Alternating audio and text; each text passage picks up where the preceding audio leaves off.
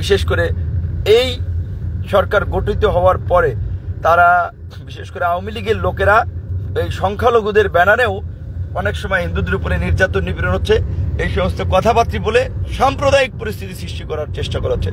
তো আমি আমার বিশেষ করে সংখ্যালঘুদের মধ্যে হিন্দু ধর্মাবলম্বী ভাই বোনদেরকে বিনয়ের সাথে অনুরোধ করব, আপনাদেরকে ব্যবহার করার চেষ্টা করা হচ্ছে, আপনাদেরকে নিয়ে চক্রান্ত করা হচ্ছে, আপনাদেরকে উস্কে দেওয়া হচ্ছে।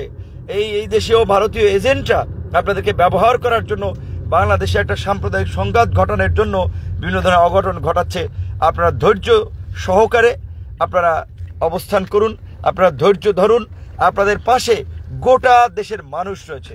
গণ অধিকার পরিষদ, বিএনপি, জামাত, সমস্ত রাজনৈতিক দল আমরা আপনাদের পাশে আছি। এই দেশে কোনো সংখ্যালঘু নাই, এই দেশে সবাই বাংলাদেশি, বাংলাদেশের মানুষ সংখ্যালঘু এবং সংখ্যাগরিষ্ঠ সকলে মিলেমিশেই গত 53 বছরে যেভাবে এই বাংলাদেশে আপনারা ছিলেন, আগামীতে তার চেয়ে আরো ভালোভাবে থাকবেন। সবাই মিলে আমরা একটা সুন্দর বাংলাদেশ বিনির্মাণ করে তুলব। কিন্তু আপনারা ইতিমধ্যে লক্ষ্য করেছেন চট্টগ্রামে যে এই কথিত এই ইসকনের কতিপয় সদস্য তারা যৌথ বাহিনীর উপরে অ্যাসিড নিক্ষেপ করেছে, হামলা করেছে, এটি কোনো স্বাভাবিক ঘটনা নয়। এটি বিশেষ করে আমি মনে করি এই পতিত স্বৈরাচার আওয়ামী লীগ এবং বিশেষ করে আওয়ামী লীগের পৃষ্ঠপোষক তাদের প্রভু এই আমাদের যে পার্শ্ববর্তী দেশ, তাদের ইন্ধন ছিল, তাদের প্ল্যান ছিল। আগামীতেও বিভিন্ন জায়গায় এই ধরনের সাম্প্রদায়িক ঘটনা ঘটানোর অপচেষ্টা তারা চালিয়ে যাচ্ছে, এগুলো রুখে দিতে হবে। এবং সর্বোপরি আওয়ামী লীগকে যেখানেই পান সেখানেই রুখে দিতে হবে।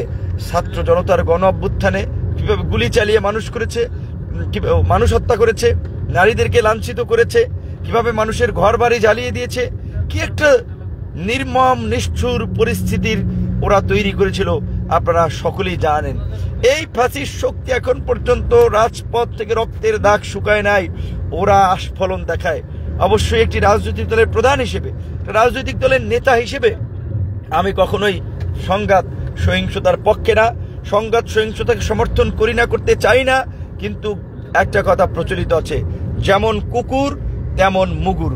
এই ঘাতক খুনি গণহত্যাকারী ফাঁসির শক্তির আস্ফলন ঠেকাতে প্রয়োজনে আমাদের যা করার তাই করতে হবে।